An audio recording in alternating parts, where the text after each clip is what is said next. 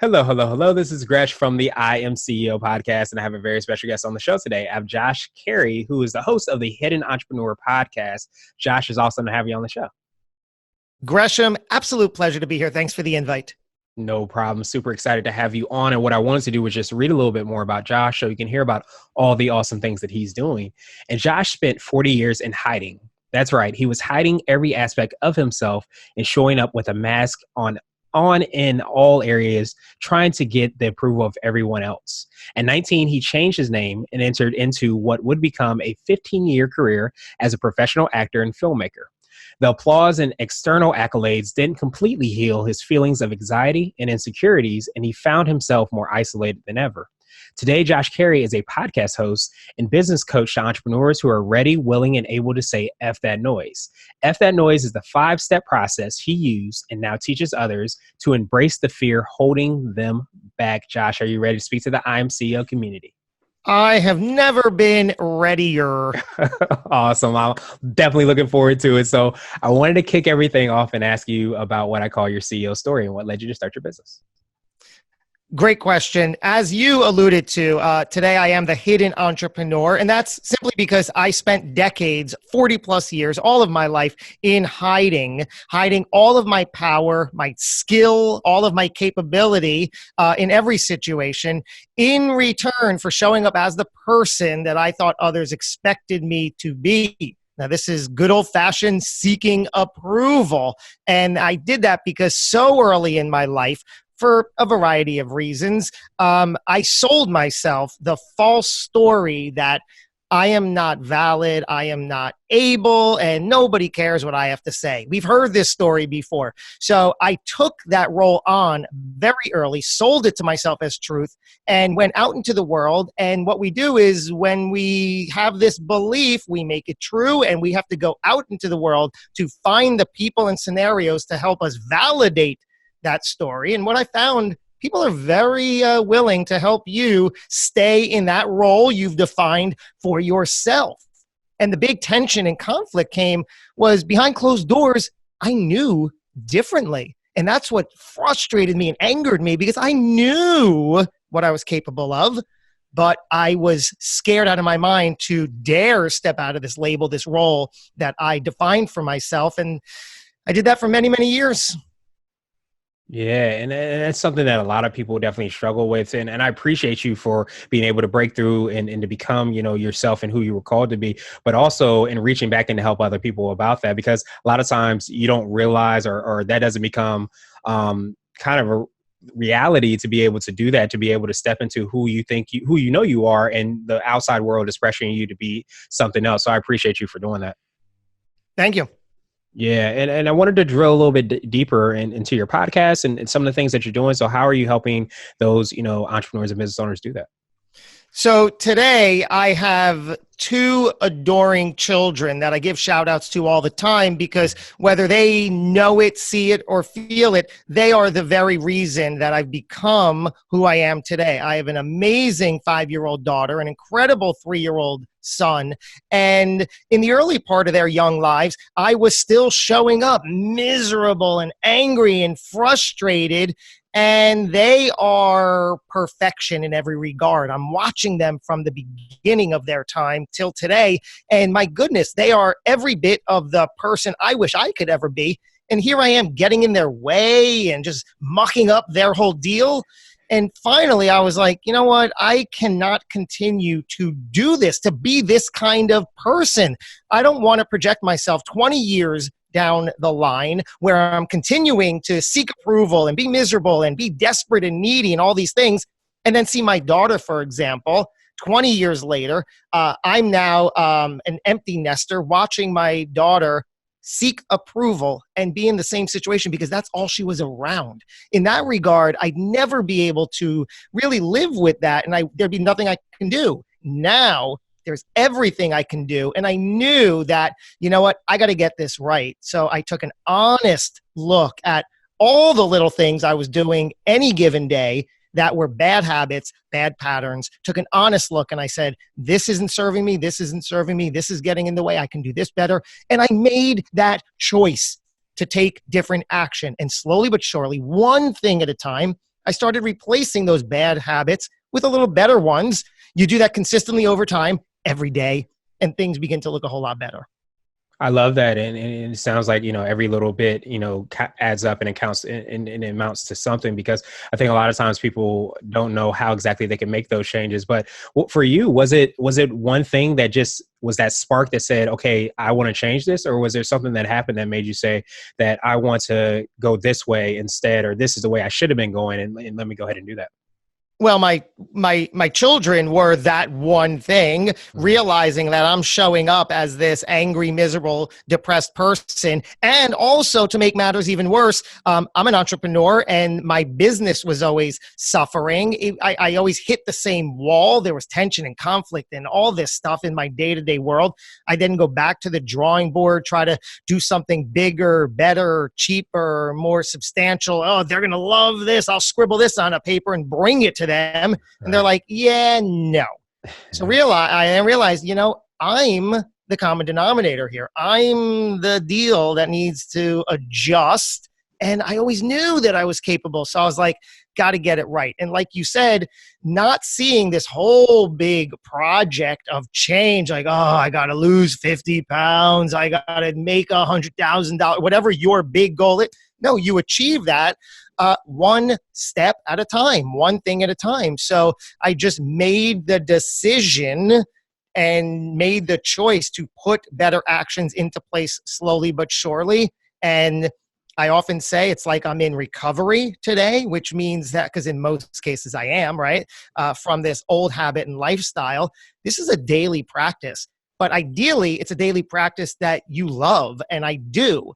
Like, I get up as early as I can every morning, and I love doing that. I exercise every morning. I love doing that. So you start finding these little things that all just play into the bigger picture of the whole that you can love, that you can grasp onto, and see your life getting better and better as you envision it for your big why.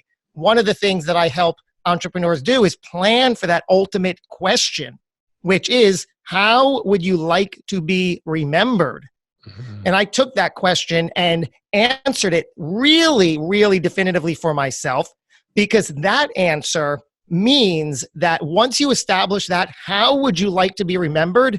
Everything we do in this world, physically, we make millions of choices, actions, and decisions in our lifetime. Individually, none of them matter. But we give them so much weight. They only matter in the grand context of how would you like to be remembered? So as long as everything serves that, you can push record. You can make that phone call. You can forgive that person. You can do what you want to do because it's serving that end result. Absolutely. And it helps you have that mission and that North Star where you're looking at everything. So that's definitely a phenomenal kind of reminder and a question to ask, because you're always talking about legacy, and every action and non-action sometimes is alignment with that. So would that be what you would consider to be like your secret sauce and what you feel kind of distinguishes you or your organization? There's a few things, and it's never an easy answer to arrive at, right? You sort of have to do things, put yourself out there, figure it out. And there's a few things. One of the things that I always acknowledged and that has been reflected back to me is something about my energy, right? So people are like, oh man, I love your energy. And after a while, I'm like, what does that mean? Okay, great, thanks. What I think it means is I'm figuring out who I am at my core, and I'm showing up that way, not resisting or putting anything on. So it's a comforting, very cool energy. So what I do is I wind up attracting the people that like it, can vibe with that, which is surprising because I thought when I stepped into this kind of persona, which was me the entire time, I thought people would retaliate, would have something to say, would start throwing those sticks and stones at me. It didn't happen. I get to surround myself with amazing people like you, Gresh, and others who are now my peers, my colleagues. So everything works. So my secret sauce is bringing just a legitimate energy for you to the table that is inspiring to others, walking the walk, doing the action, coming to the table, that I'm the hidden entrepreneur. I have to do everything I can in that regard to show I'm not hiding. You don't have to be either. Absolutely, absolutely. That's a phenomenal reminder because a lot of times some of the things that we think are the worst things that could happen are really just in our head. And it's funny, I read something on Instagram the other day. It said, I have 99 problems and 97 of them are made up in my head. So a lot of times we make these things up and they're not really going to actually happen. So So true. exactly. So I wanted to switch gears a little bit and I wanted to ask you for what I call a CEO hack. And this might be an app, a book, or a habit that you have, but it's something that makes you more effective and efficient. Well, like I said, I have established and continue to establish a variety of better daily habits, routines, and patterns. Having acknowledged we all have habits, routines, and patterns, whether they're good or bad, you acknowledge them or not. So back in the day, I had to realize there's a couple of dozen things, big, medium, and small, that I'm doing that really aren't getting me where I want to go. So I replaced those one at a time. So today I have a few, including meditation has been like at night. Find what I always used to, whenever I heard, yeah, you got to meditate, I was like, not resonating for me. I don't get it. I probably don't need it now, until I did. Finally, I was like, oh my gosh, I got to try this. And I did. And it's something I look forward to every night. 20, 30 minutes, 15 minutes, whatever. If it works for you, great. It works for me. But even more specifically, to answer your question, my morning has become the thing. You hear about this, you read books on this, getting your morning right. So I know how much time I want and need of me time in the morning to make my day, thus my life, effective. I get up today at 6 in the morning. It used to be later, but I've inched it back, and anybody can do that very easily. Tomorrow, wake up 15 minutes earlier. And also, no snooze. That I read is a big thing. It's just going to mess you up. Get up as soon as the alarm goes off. So at 6 o'clock, I get up. I hydrate with a big glass of water. I run on my treadmill for 20 minutes, break a sweat, listen to a great podcast. And then I have my morning. I eat light for me that I know my body is going to react well to. So the broad answer is my morning routine has been the thing that keeps me going.